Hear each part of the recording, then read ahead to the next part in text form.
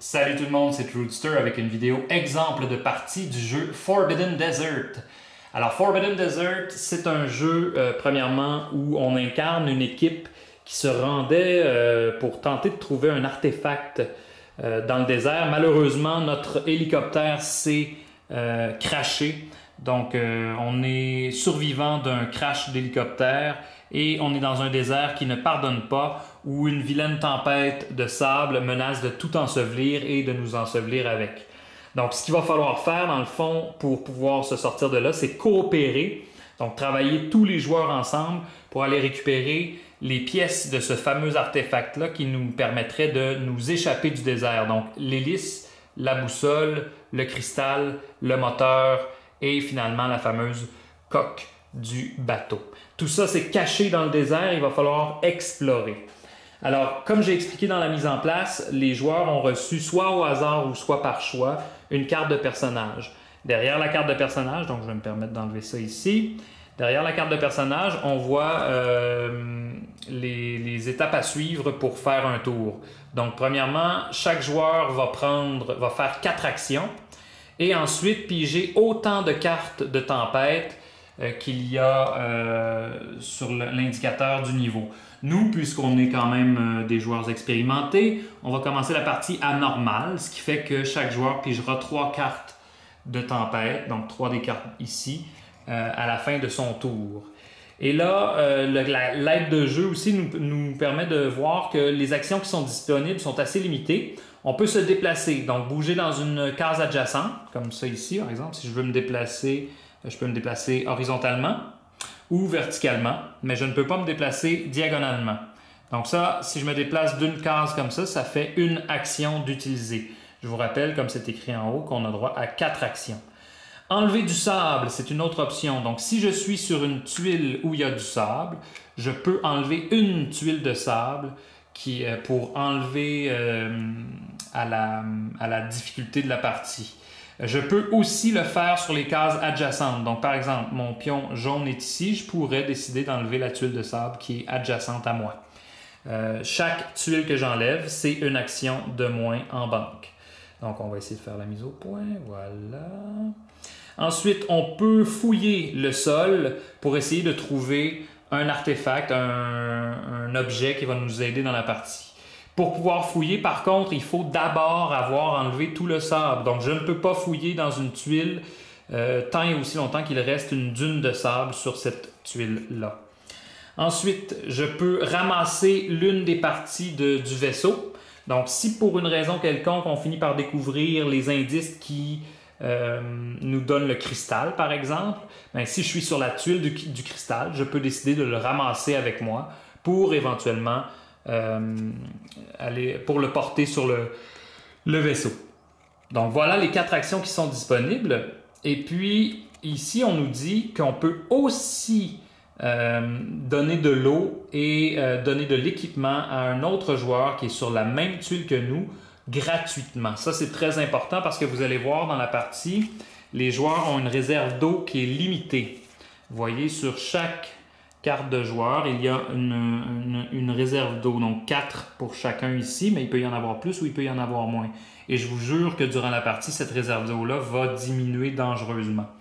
Donc nécessairement, il faut faire très attention et se tenir près les uns des autres pour pouvoir échanger de l'eau si le besoin s'en fait sentir. Alors, comme on avait vu dans la mise en place, on a placé nos pions sur la tuile de départ, qui est la tuile de l'hélicoptère. Maintenant, j'attire votre attention aussi sur le fait que parmi les 24 tuiles de désert, il y a 3 tuiles où il y a une goutte d'eau. Donc ici, ici et ici. Ces 3 tuiles-là sont les tuiles d'oasis. Alors les tuiles d'oasis, qu'est-ce qu'elles font? C'est que elles vont nous permettre de faire un ravitaillement en eau. Par contre, il faut savoir aussi que l'une de ces 3 oasis-là est une fausse oasis, c'est un mirage. Donc ça peut être très dangereux d'arriver à un mirage si on n'a plus d'eau en banque. Donc il faut tout prévoir ça pendant la partie. Maintenant, pour savoir qui commence, c'est dans le fond à la discrétion du groupe. Comme c'est un jeu coopératif, on s'entend pour dire qui va commencer. Donc je pourrais vous donner un exemple. On avait dit que l'explorateur était capable de se déplacer en diagonale. Bon, mais si c'est l'explorateur qui décide de commencer, il a droit à 4 actions. Alors, comme il a droit à 4 actions, il pourrait, par exemple, je ne sais pas moi, se déplacer ici. Ça serait une action. Il pourrait ensuite fouiller le sol. Donc, il fouille en retournant la tuile. Et là, ce qu'on remarque quand il fouille le sol, c'est qu'il y a une tuile avec un symbole d'engrenage. Et il n'y a rien d'autre que le symbole d'engrenage. Ça veut donc dire que notre personnage vient de trouver un des objets de la pile des objets. Qu'est-ce qu'il a trouvé? Il a trouvé un bouclier solaire. Alors, le bouclier solaire, comme ça dit dans la description, il peut être joué n'importe quand durant la partie. Ça ne compte pas comme une action et il faut malheureusement le défausser une fois qu'il a été utilisé.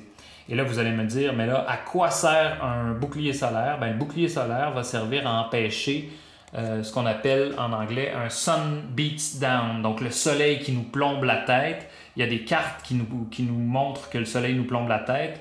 Et quand le soleil nous plombe la tête, on perd des réserves d'eau. Donc ça, c'est une carte qui protège contre les pertes de réserves d'eau. Alors le personnage vert, l'explorateur, va garder précieusement la carte dans son jeu. C'est pas grave si elle est révélée ou cachée. Là. Vous avez vu, j'ai hésité avant de la mettre cachée ou révélée. Parce que, comme j'ai dit tantôt, c'est un jeu coopératif. Donc, on revient à notre personnage vert. Il avait utilisé une action pour se déplacer, 2 actions pour fouiller. Ensuite, ce qu'il va faire, il va s'en aller ici. Tant et aussi longtemps qu'une tuile n'a qu'une seule dune dessus, elle est encore une tuile sur laquelle on peut voyager. Par contre, si jamais il y a plus d'une dune ici, on doit mettre une autre dune, une autre dune en fait, il faut renverser une dune à l'envers pour mettre une dune rouge ou orangée si on peut dire, avec un petit X dessus. Et ça empêche tout personnage de passer à travers. C'est comme un mur, ça bloque le passage. Donc vous aurez compris que nécessairement, il ne faut pas laisser le sable s'accumuler. Et ça me permet aussi de vous expliquer que si cette pile de tuiles de sable-là, de dunes, si cette pile-là finit par être complètement écoulée et qu'on n'est plus capable d'aller en placer dans le désert, malheureusement, on a aussi perdu la partie parce qu'on a été enseveli par la tempête. Donc, la troisième action, c'était de se déplacer ici. Bien, la quatrième, tiens, notre joueur va enlever une tuile de sable et la remettre dans la pile. Comme ça. Donc là, le joueur a fini son tour. Il ne peut plus rien faire. Ses 4 actions sont écoulées. Alors, il va tout simplement finir son tour en pigeant autant de cartes que le thermomètre du danger nous dit. Donc, 3 cartes. Et on les pige une après l'autre. C'est très important. On ne peut pas les piger les 3 puis les jouer dans l'ordre qu'on veut. Il faut les piger une après l'autre, effectuer leur effet immédiatement. Donc, la première carte qu'il pige, on doit d'abord s'assurer, avec l'orientation de la carte, qu'on est bien correct. Donc, la flèche rouge doit pointer dans le même sens que les flèches rouges qui sont sur chacune des tuiles. Donc, en ce moment, je tiens ma tuile comme il faut. Cette carte-là, ce qu'elle représente, c'est le déplacement de la tempête. Et comment on déplace la tempête? C'est pas compliqué. C'est un peu comme un jeu si on peut dire, tu sais, les casse-têtes chinois là, qu'on fait glisser, sur lesquels on fait glisser des petites tuiles. Bon, c'est le même principe. Vous voyez ici, là, je suis orienté. Donc, la tempête est ici. Donc, je dois faire glisser 2 tuiles vers la tempête. Et toutes les tuiles que j'ai déplacées comme ça, donc les 2 tuiles que j'ai déplacées, ben, je vais mettre ensuite un sable par-dessus, une dune par-dessus. Ici, il y en avait déjà une, donc je dois mettre une dune pour montrer que cette tuile-là est maintenant bloquée. Est-ce qu'il peut y avoir plus de 2 sables, plus de 2 dunes sur chaque tuile? Tout à fait. Il peut en avoir une montagne. Donc, c'est pour ça qu'il faut faire attention à l'accumulation de sable, parce que sinon, on peut en perdre le contrôle. Et là, vous vous rappelez, j'ai déplacé cette tuile-ci, donc elle reçoit une dune. Ça, c'était la première des cartes. Donc, la première carte, il faut piger une deuxième carte. On regarde la fameuse carte du soleil qui plombe, donc un sun beats down. Qu'est-ce que ça dit? C'est que tous les joueurs perdent une unité d'eau, à moins qu'ils soient dans un tunnel ou sous un bouclier solaire. Là, vous me dites, oui, mais on en a un bouclier solaire. Oui, c'est vrai qu'on en a un bouclier solaire, mais malheureusement, il n'a pas été activé avant que je pige la fameuse carte. Donc, comme je n'ai pas activé le bouclier solaire, je ne peux pas protéger mes personnages. Donc, les personnages ne sont pas dans un tunnel ni sous un bouclier solaire. Ils vont donc perdre chacun une réserve d'eau. Donc, au lieu d'être à 4, ils vont être à 3. Et ça nous approche un peu plus de la mort. Et finalement, la dernière carte à piger. Alors là, vous voyez, on devrait en principe baisser d'autres tuiles. Quand ça arrive, ce genre de scénario-là, quand la tempête est rendue sur un bord de table et qu'on ne peut plus pousser de tuiles dans la tempête, alors cette carte-là devient une carte morte, c'est-à-dire qu'elle ne fait rien, elle n'a pas d'effet pour cette fois-ci. Donc, la carte est défaussée et ça passe à notre personnage jaune. Le personnage jaune, je vous rappelle que son pouvoir, c'était de déplacer un autre joueur jusqu'à 3 blocs, jusqu'à 3 tuiles par action. Donc, notre personnage va s'en servir. Tiens, notre personnage va... non, il ne va pas s'en servir. En fait, ça ne sert pas à grand-chose. Alors, notre personnage, ce qu'il va faire, ben, lui aussi, il va creuser une fois. Donc, ça, c'est une action. Et lui, il va fouiller dans la carcasse de l'hélicoptère, voir s'il n'y aurait pas quelque chose. Et oui, il y a un objet qui est disponible, comme en témoigne la tuile qui est là. Donc ça fait 2 actions. Il a fouillé. Qu'est-ce qu'il a obtenu? Une réserve d'eau. Chanceux personnage. Donc la réserve d'eau, qu'est-ce qu'elle fait? C'est que tous les joueurs sur votre tuile reçoivent 2 réserves d'eau. Cette carte-là peut être jouée n'importe quand. Elle ne compte pas comme une action et elle doit être défaussée quand on la joue. Donc, on va l'accumuler tranquillement. On va l'accumuler comme ça. Donc là, les joueurs ne sont pas sur la même tuile. Ça serait peut-être pas une bonne idée de l'utiliser. Puis non seulement ça, mais on a juste perdu une réserve d'eau. Donc, gardons-la pour un peu plus tard. Je vous dirais que comme le désert est très vaste, les personnages vont vouloir se tenir les uns avec les autres. Donc, 3e action, ça va être de venir ici. Et 4e action, notre personnage va fouiller. Comme ça. Là, on vient de découvrir un des tunnels. Vous voyez, on trouve, en plus du tunnel, on trouve un objet. Donc, on vient piger une autre carte. Et c'est le fameux Dune Blaster dont je vous avais parlé dans la mise en place. Le Dune Blaster, ce qu'il a comme effet, c'est que je peux enlever, en l'utilisant, dès que je décide de l'utiliser, je peux enlever toutes les tuiles de sable qu'il y a sur une tuile de désert gratuitement. Parce que ça, c'est la même chose. On peut jouer n'importe quand, sans que ça coûte une action, et on doit le défausser après usage. Là, vous allez me demander, ouais, mais là, combien de cartes d'objets on peut avoir par personnage? Il n'y a pas de limite qui est spécifiée dans les règles. Donc, nécessairement, vous pouvez avoir autant de cartes d'objets que vous voulez dans vos mains. Naturellement, il faut les utiliser à bon escient parce que je peux vous garantir que le désert va évoluer très rapidement durant la partie et le sable va s'accumuler aussi très rapidement. Donc, il faut vraiment, vraiment bien juger du moment où on utilise chacun de nos objets. Donc, la particularité du fameux tunnel, vous l'avez vu sur la fameuse carte Sun Beats Down, donc sur la carte qui est ici, ça nous disait que si un personnage est dans un tunnel et qu'il y a un soleil qui plombe, alors ce personnage-là ne perd pas de ration d'eau. Alors, notre personnage jaune vient de finir son mouvement, tant mieux pour lui, il est dans un tunnel, il ne perdrait pas si jamais il trouve un autre soleil qui plombe. Alors, notre personnage, comme j'ai dit tantôt, finit son tour, il doit révéler 3 cartes. Première carte révélée. La tempête de sable se déplace. On va déplacer la tuile de 1 vers le haut. On la met de côté. La tuile qui s'est déplacée reçoit une dune supplémentaire et maintenant elle devient de plus en plus dure à aller fouiller. Parce que là, il y a 3 dunes qu'il faut enlever avant de pouvoir aller chercher ce qu'il y a dans cette tuile-là. Première carte, ça c'était la 2e carte. Donc on déplace encore dans la rangée centrale, une fois, 2 fois, voilà.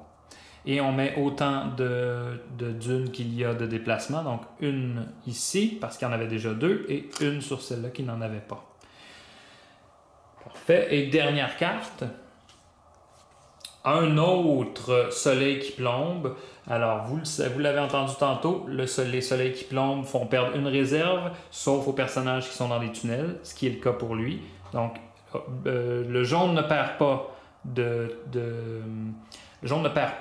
réserve d'eau. Par contre, notre joueur vert, lui, en perd une autre. Alors, il s'approche dangereusement de la soif et de la déshydratation mortelle. Donc, on poursuit, on échange comme ça les tours tant et aussi longtemps qu'on n'a pas réussi à trouver tous les objets qui vont nous permettre de reconstruire le vaisseau mythique. Donc on commence. Première action pour le vert, on tourne une tuile. On n'a pas trouvé malheureusement d'indice encore pour aucun des objets, mais on accumule, aucun des artefacts plutôt, mais on accumule des objets. Ah, ici un nouveau. Si on peut dire, la machine à remonter dans le temps nous permet de prendre 2 actions supplémentaires durant un tour. Encore une fois, on peut la jouer n'importe quand. Ah non, on peut la jouer dans notre tour seulement, pas dans le tour des autres. On ne la compte pas comme une action et on doit la défausser quand on l'a utilisée. Donc là, une action d'utiliser, notre personnage va aller ici en diagonale. Il peut le faire, donc pourquoi pas. Troisième action, il va enlever une dune. Et quatrième action va révéler ce qui se cache ici. Ah ah! Premier indice. Alors, l'indice, comment il est fait? Vous voyez ici, c'est le cristal. Donc ça, c'est un des indices pour le cristal. Et cet indice-là nous indique que le cristal va être dans la même colonne que l'indice. Par contre, malheureusement, comme vous voyez, on n'a pas d'autre indice que ça, donc on ne peut pas savoir où est le cristal. Il va falloir trouver l'autre indice du cristal qui va nous dire dans quelle rangée se situe notre cristal. C'est un peu comme des coordonnées cartésiennes. Le joueur vert a fini son tour, donc il va venir piger 3 cartes. Première carte qu'il pige, on bouge, on déplace de 2. Ah, ça c'est très intéressant parce qu'on peut en déplacer juste une. Donc quand on peut en déplacer juste une, on n'en déplace qu'une seule. Et on doit mettre du sable. Donc notre joueur vert est un peu enseveli dans la dune. Mais il peut encore se déplacer parce que je vous rappelle que juste une dune n'empêche pas les déplacements. On poursuit. Ah, la fameuse tempête prend de l'ampleur. Elle devient de plus en plus forte. Alors cette carte-ci, qu'est-ce qu'elle fait? C'est qu'elle va faire déplacer le témoin ici. Donc, je vais prendre dans mes mains. Le témoin va passer de la graduation ici jusqu'à celle-ci, comme ça. Est-ce que ça a fait changer de catégorie? Pas encore. Donc, pour l'instant, c'est une carte qui n'a pas eu beaucoup d'incidence sur la partie. Mais vous allez voir que plus vous allez jouer, plus ça va monter, ça ici, puis ça va devenir très difficile de contenir la tempête. Donc, je replace le thermomètre. Et nous sommes rendus à la 3e carte à piger. Donc, 3e carte à piger. Un déplacement vers la droite. Donc, on prend la tuile, on la déplace vers la droite. On met une dune dessus. Et c'est au joueur jaune. Le tunnel, malheureusement, pour l'instant, ne peut pas être exploité à son plein potentiel. Ce que je veux dire par là, c'est que si on avait un autre tunnel dans le désert, là, qui était, par exemple, ici, ben, on peut communiquer d'un tunnel à l'autre en utilisant une seule action. Donc, les tunnels permettent de se déplacer très rapidement sur la planche de jeu sans payer trop d'actions. Alors, notre joueur jaune, lui, va continuer dans la lignée de l'exploration. Va venir ici. Ça, c'est une action. Il va venir explorer, plutôt que fouiller le sol. Il a trouvé un autre tunnel. Bon, pour l'instant, c'est pas super d'avoir 2 tunnels connexes, mais bon. Il a au moins trouvé un autre objet. Voyons voir s'il a trouvé quelque chose d'intéressant. Le jetpack. Alors le jetpack, ce qu'il fait, c'est qu'on peut l'utiliser n'importe quand. Ça ne compte pas comme une action. On doit le défausser après utilisation.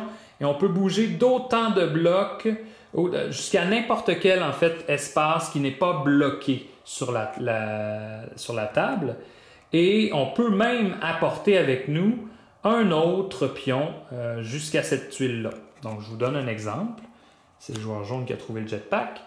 Si le joueur jaune et le joueur vert sont au même endroit et que le joueur jaune utilise son jetpack, par exemple, il pourrait se déplacer n'importe où sur le plateau, à condition que ce ne soit pas une case bloquée. Comme en ce moment, on a 2 cases bloquées, donc il ne pourrait pas aller atterrir sur ces cases-là, mais il pourrait aller atterrir juste à côté s'il le veut. Et ça, il peut le faire avec le pion vert s'il avait été avec lui. Donc ça, c'était 2e action. On s'est déplacé, première action. 2e action, on fouille. 3e action, notre joueur va s'en venir ici. 4e action, notre joueur va libérer un petit peu de sable du désert. On vient piger nos 3 cartes, encore une fois. Alors, on bouge vers le haut. Mais là, vous voyez, je ne peux pas bouger de tuile vers le haut. Donc ça, c'est une carte morte. Fantastique, ça nous aide. Ah, malheureusement, le soleil est de plomb. Alors, le soleil de plomb nous frappe. Le joueur vert est encore dans une position où il ne peut pas se protéger du soleil. Il est rendu à une réserve d'eau. On peut se rendre jusqu'à 0, il n'y a pas de souci, mais si on doit encore subir un soleil qui plombe, alors là, on vient malheureusement de mourir de déshydratation. Et finalement, dernière carte, 2 vers le bas. Donc, 1, 2. On recouvre. Voilà. Alors, on a une troisième case qui est temporairement bloquée et une dune qui s'ajoute ici. Vous voyez que tranquillement, pas vite, la pile des dunes diminue. Donc, plus le jeu progresse, plus le plateau devient embourbé dans le sable. Donc, il faut doser intelligemment entre creuser pour trouver des indices et juste enlever du sable pour remettre du sable dans la pile de réserve pour que la tempête ne nous ensevelisse pas. On poursuit. Donc, notre joueur jaune a fini. C'est maintenant au joueur vert. Alors, le joueur vert, lui, va faire ça. Je pense qu'il va décider justement de libérer un peu de sable. Donc, une action, 2 actions. Ça, c'est libéré. 3 actions, 4 actions, c'est tout ce qu'il fait pendant son tour. Il enlève du sable. Ça libère le chemin pour notre joueur jaune qui pourra ensuite aller peut-être explorer les tuiles qui sont ici. Alors, notre joueur vert a fini. On pige 3 cartes. Ah, malheureusement, le joueur vert n'est pas chanceux. Un autre coup de soleil. Il est rendu à vide dans ses réserves d'eau. Il va falloir qu'il y ait échange d'eau bientôt parce que sinon notre joueur vert pourrait mourir. Donc, deuxième, on fait monter une tuile. Donc, faisons monter une tuile comme ça ici. On met du sable. Et finalement, on en déplace 2. Mais on ne peut pas le faire. Regardez ici, il en faudrait 2, mais il n'y en a pas 2. Donc, on en déplace juste une et on met du sable. Joueur jaune. Alors là, le joueur jaune a une grande décision à prendre. Le joueur jaune doit décider qu'est-ce qu'il va faire parce que notre bon ami, le joueur vert plutôt, manque d'eau. Alors, c'est sûr qu'il faut qu'il aille l'aider. Il va d'abord faire 1. Il va faire 2, il va fouiller. Ah, on a trouvé un autre indice, l'indice pour la boussole. Il va faire 3. Et il va utiliser tout de suite sa carte de réserve d'eau. Donc, une réserve d'eau secrète. Elle est utilisée, donc elle donne 2 réserves d'eau à tous les joueurs qui sont sur la même tuile. On la défausse. Et ça vient de faire remonter le joueur jaune à 100%. Et notre joueur bleu peut souffler un petit peu en ayant 2 réserves d'eau maintenant. Il lui reste une action à notre joueur jaune. Alors, ce qu'il va faire, il va déplacer notre joueur vert parce que c'est son pouvoir. Donc, il va le déplacer, tiens, en allant ici pour le préparer pour le prochain tour à aller explorer le fond du désert, le bas du désert. Le joueur jaune a fini, on pige nos cartes. Donc, on déplace de 2 vers la gauche. 1, 2.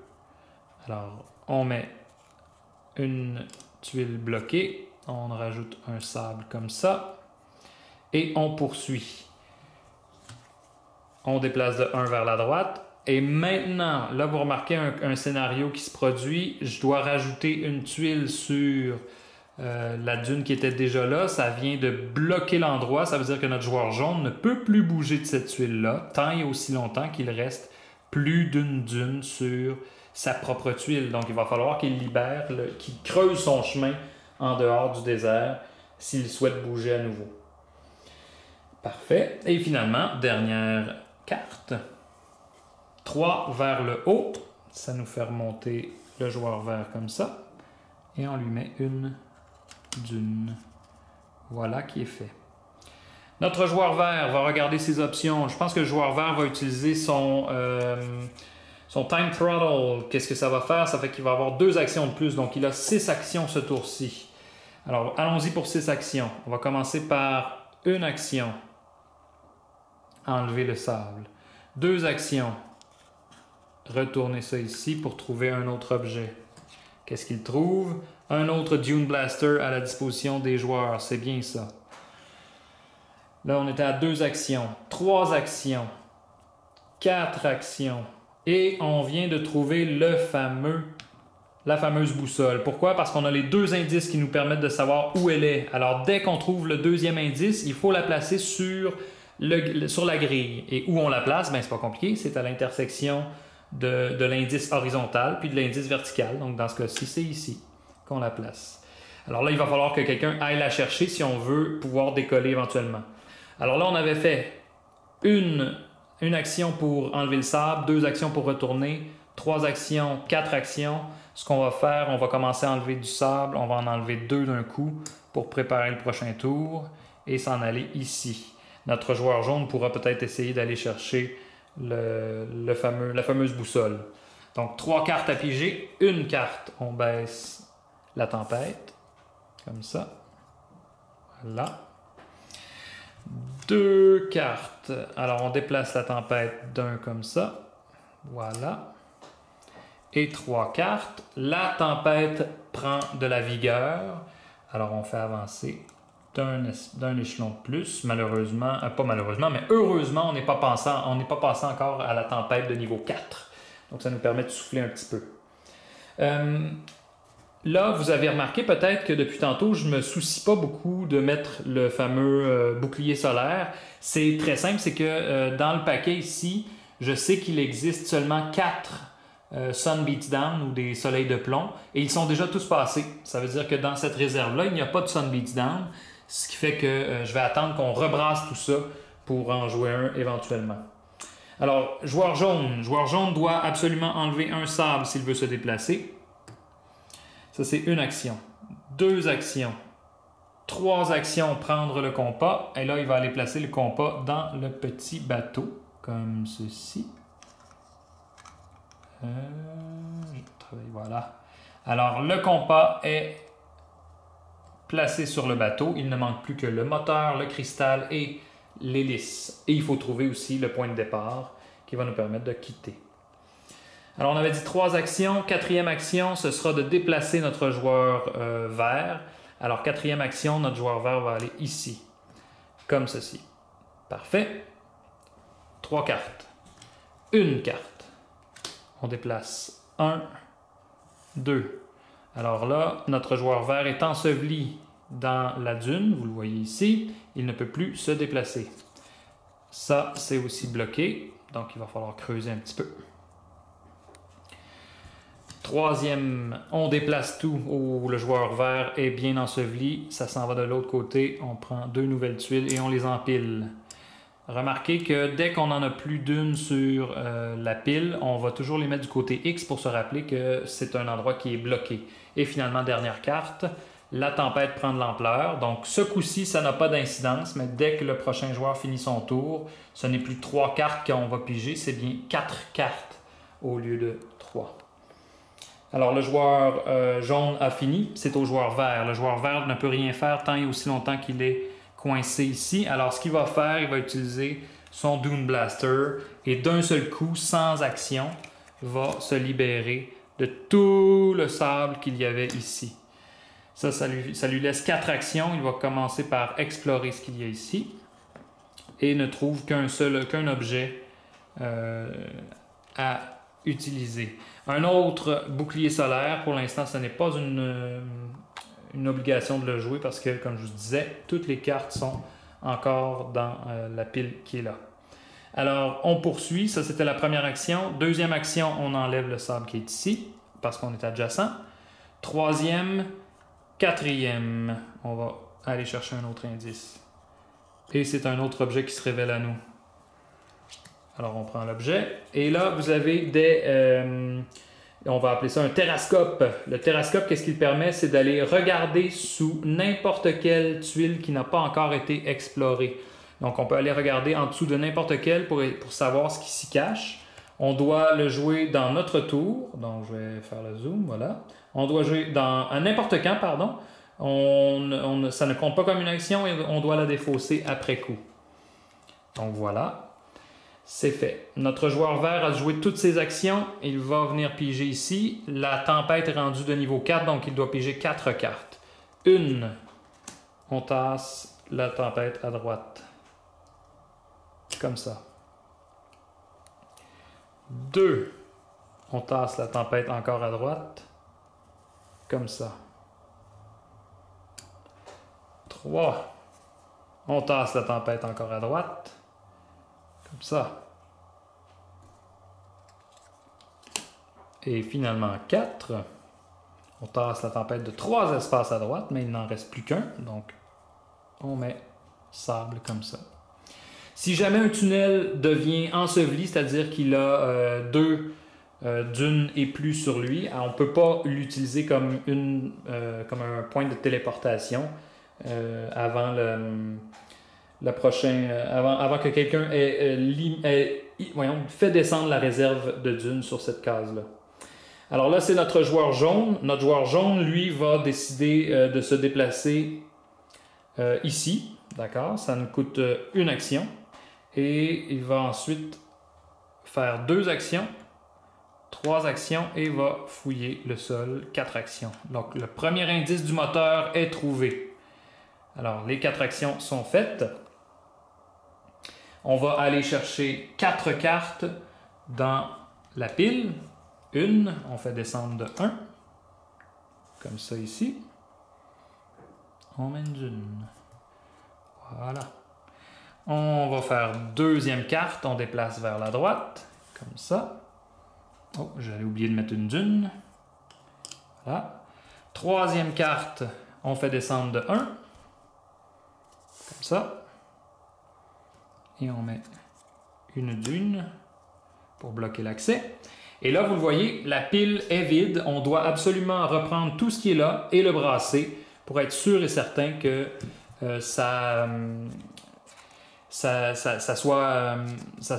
qu'on puisse continuer à jouer. Donc, je rebrasserai normalement, mais vous aurez compris que je vais m'arrêter ici parce que là, j'ai fait un tour du paquet. Vous avez compris pas mal les mécaniques de jeu. Et tout ce qu'il nous resterait à faire, dans le fond, c'est trouver les autres indices pour construire notre bateau, aller chercher les objets nécessaires, parce que ça c'est important aussi, tout en préservant nos réserves d'eau pour ne pas mourir. Donc, je vous rappelle que la partie est gagnée si tous les joueurs se rendent au point où si on peut dire le point de départ du bateau, qui est le helipad en anglais. On va le chercher ici. Regardez, l'indice du moteur était ici, le deuxième. Ici, c'était un autre tunnel qui s'offrait à nous. Ici, on avait le fameux helipad. Donc, tous les joueurs, pour pouvoir gagner la partie, doivent se rendre là une fois qu'on a ramassé tous les objets. C'est très important pour pouvoir terminer la partie. Et les autres indices étaient où? L'hélice, on avait un indice ici. Ça, on va le mettre de côté. On avait comme ça ici un objet. On avait probablement que les derniers indices sont cachés de ce côté-ci. L'indice pour l'hélice. Et finalement le cristal qui se révèle à nous. Alors voilà, c'était un exemple de partie du jeu Forbidden Desert. Dans quelques instants, on se revoit pour la revue, mes impressions sur ce fabuleux jeu coopératif. À tantôt, bye bye!